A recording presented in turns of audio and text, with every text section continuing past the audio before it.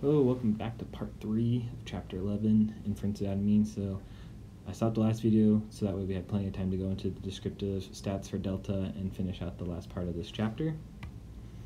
So here are values for delta. Remember delta being the change that we are looking to see notated by a triangle.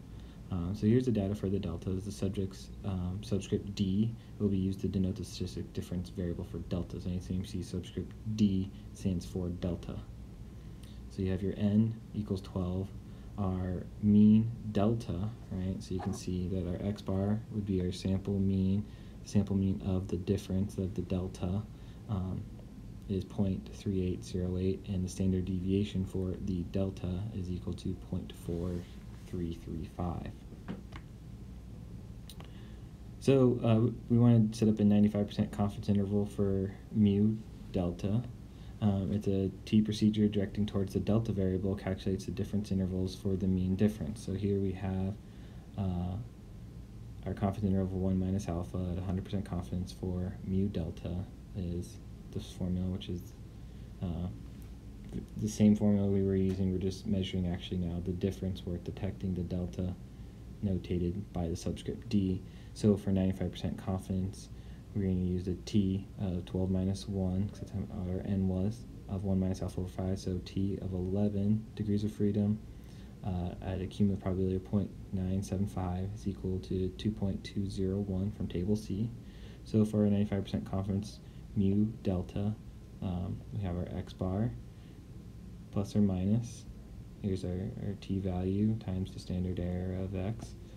And when you calculate all this out, you'll have your confidence interval stating that you are 95% confident that the true mu delta value is between these values.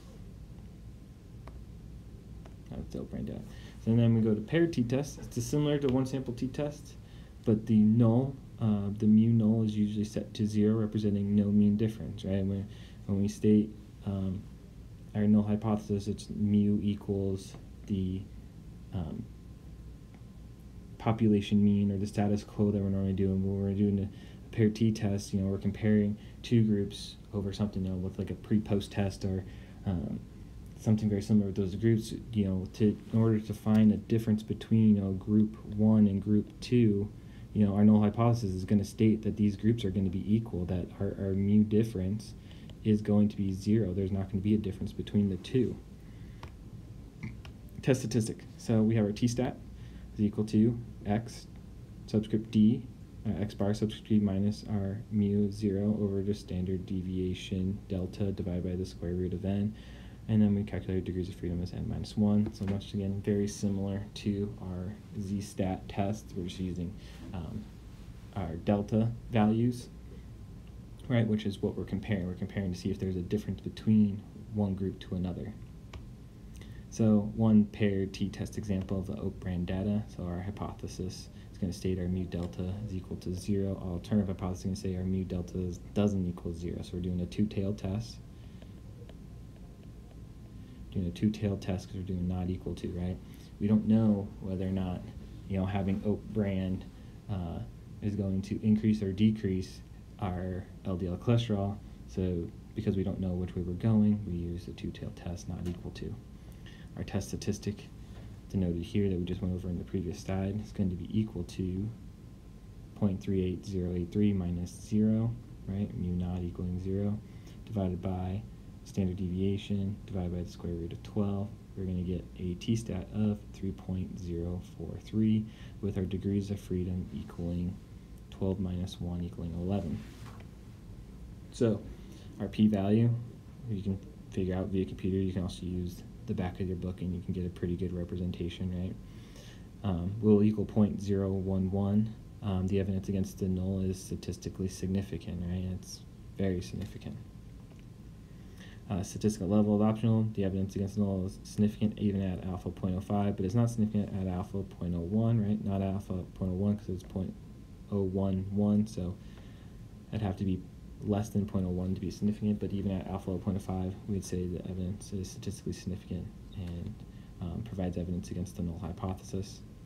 If you were to do SPS output, you would get something that looks like this, where you'll see a one sample statistic where your n is 12, you have your mean, notate here, standard deviation. Here, remember, this is all the difference. This is your delta you're calculating, mean standard error.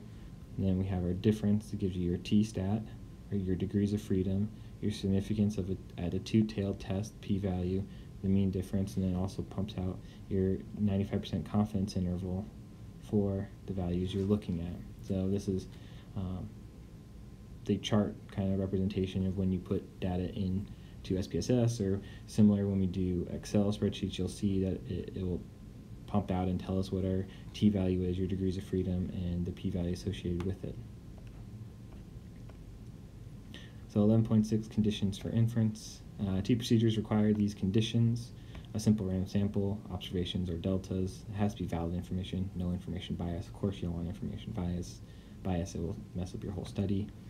Normal population or large samples, central limit theorem. Remember, statistics, more people, most of the time is always going to be the better answer. The more people you have, the better. Sample size you're going to have, the more power you're probably going to have, the more likely you are to actually find actual, real, valid information. So the normality condition. The normality condition applies to the sampling distribution of the mean, not the population, right? Therefore, it is okay to use t-procedures when the population is normal. The population is not normal, but is symmetrical, and n is at least 5 to 10 people or values. The population is skewed, and the n is at least 30 to 100, depending on the extent of the skew. So a quick example of this is if you had data set A, which is notated up here, the age of grad students, you'll notice that your n is 6, and you'll see the skew right there. So A is skewed and small, so you would avoid t-procedures. It's a very small data set. You're probably not going to be able to tell much with just 6 people. So data set B has a mild skew and is moderate in size. You're going to use a t-procedure. So you can see set B is chloroform levels in water samples, n equals 25, so fairly good sample. See that there's a mild skew, but nothing too outrageous, so t-procedures will be okay. Dataset C is highly skewed and is small, so you would want to avoid t-procedures. So as you can see, n of 13, but it's very skewed, so you would avoid using t-procedures here. So this all dates back to the normality clause and the conditions for inference. All these things need to be valid in order for us to use t-procedures. So last one is sample size and power. I have another video that goes over that, so I will stop here for this short video and let you watch that one. But once again, from the very beginning, we'll probably have examples done in example problems for this, but we won't be tested on it. So it's good to know how to calculate sample size and what the value of power is for a test, and roughly how to calculate, but we won't be testing on it, but we will be going over examples in class over it. All right, I will see you.